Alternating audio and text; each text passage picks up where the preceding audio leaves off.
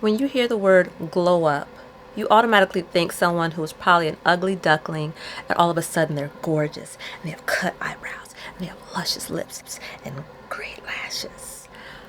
But to have a true glow up, you really have to glow up on the inside as well as the outside. And this glow up can occur anytime in your life. In this video, I'm going to share 6 tips with you that can help you have the ultimate glow up.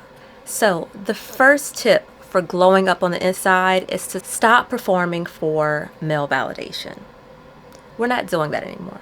You don't have to prove to anyone that you're beautiful, that you're sexy, that you're worthy, that you're a good-hearted human being, that you're worthy of love. You don't need a man to tell you that you look good. You know you look good. Because the sad thing is that you can try to be everything for a man and he'll still have wandering eyes. He'll still have lustful intentions if that's the type of man he is. So don't even rack yourself over it. Don't even rack your self-esteem based on what the male species thinks of you. You always focus on validation of yourself, how you see yourself, how you love yourself. And don't let anyone shortchange that. That will help you glow up. The second tip is to speak to yourself with love. Minimize the criticism that you give yourself. A lot of times the criticism that we give ourselves is kind of what we've been programmed to think is normal or right or acceptable or beautiful, and that's not the case. Uniqueness is beautiful. Being your own individual self is beautiful.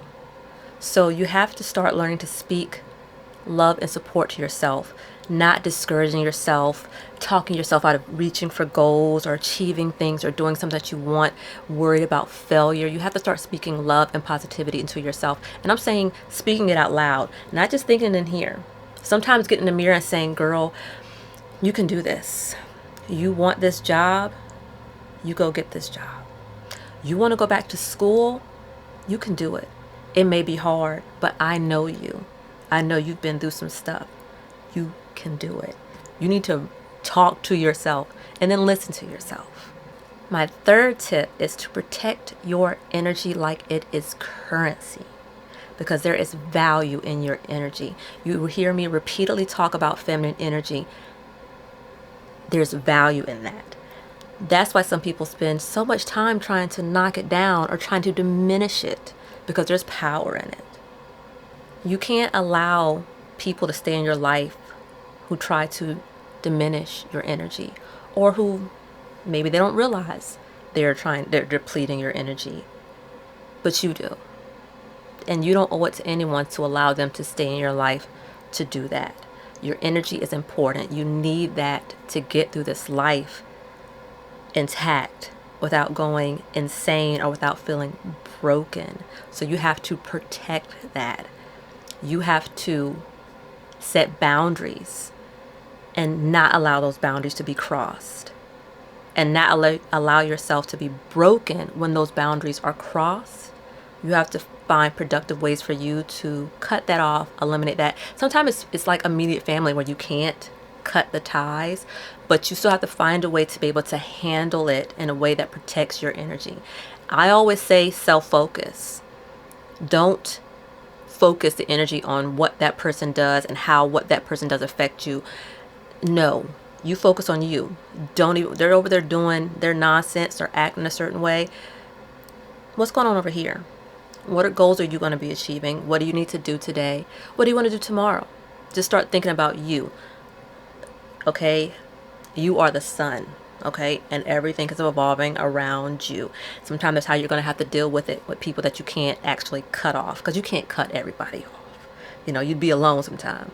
And family is important to a degree. My fourth tip is to unfollow things on social media that make you feel less than. And some people will say, oh, that's an insecure thing to do, or that's being a hater. It's not. There are things out here that trigger insecurity in people. And there's a lot of fakeness out here. You know, we've all seen the person who will get a tummy tuck and a BBL and then talk about fitness and how they lost this and, you know, get this plan and you can do this. There's people who manipulate false images. There's some people who just are, you know, showy people, and that makes you feel less than. Anything that makes you feel less than or triggers you. It could be something like, it could be a site where, you know, someone who's, you know, always saying very inappropriate jokes, and it just triggers something from you from childhood that just makes you feel sad. You got to unfollow that stuff. You have to unfollow things that trigger you. Only follow things that create some type of positive light in your life. That could be videos that are funny, you know, loving videos like dog videos and baby videos, or girls who are on the same journey as you, or girls who have went through a journey where you're trying to get through. You got to keep as much positive stuff in your face as possible and eliminate anything that gives you any sort of negative feeling. And after a while, it will just become, you'll see how calming it is to just be that way, because you have the control. Like sometimes, you know, the social media, they will pop up certain things. Oh, you might be interested in this. If you click not interested, it will start showing you less of those types of things. So, you know, if there's videos of, you know, I don't know, let's say girls with huge butts, asses, and that's something that makes you feel, you know, less than for any reason, you can click uninterested and the sites will stop pushing that content to you. But you have the control over that. Don't allow yourself to just have to be bombarded with things that make you feel any way that's not positive. So the fifth tip is romanticizing the smallest moments. So the soft life is about peace and calmness in everything you do. It's not all about being spoiled. It's not all about life being easy. It's about you just trying to have your life as peaceful and calm as possible. Sometimes just doing little things like, when is the last time you danced in a room by yourself to candlelight? And maybe having a glass of wine or something, and just dance and just enjoy the peace and calm of it. When is the last time you took a bubble bath by candlelight listening to music? When is the last time that you really just set a soft moment for yourself and really just romanticized it? Just made it a whole big soothing thing. Do that for yourself sometimes. That really can get you into like a really nice, calm mindset. It makes you feel, you know, just youthful. It makes you feel alive, but in the calmest way. And that is something that just, it's like a glow up on the inside. It just makes you feel so good. It's something you definitely have to try. In the comments, tell me something that you're going to do just to romanticize the smallest moment. And my sixth and final tip is to forgive yourself for anything that you did when you were just trying to survive. Sometimes we hold on to baggage of things that happened in our past, and we beat ourselves up for that. We can be a little bit angry at ourselves, and we carry that anger. You have to let that go. We've all been, well, most of us have been through things in our life where we were just trying to survive. If I could go back and do that differently, I would. But we can't. And we can't beat ourselves up for where that may have led us to, or the outcome because of that, because we were all young at one time. Even if you're 60 watching this video and it was something in your 30s, you were still young. It was something, it was still young at the time when it happened. You were in a state of just trying to survive. So you have to forgive yourself for those things, and just allow yourself to be in a place where you forgive yourself and you understand that you were just trying to survive. You don't get to go back, but you have so much to look for in your future. There's so many more possibilities.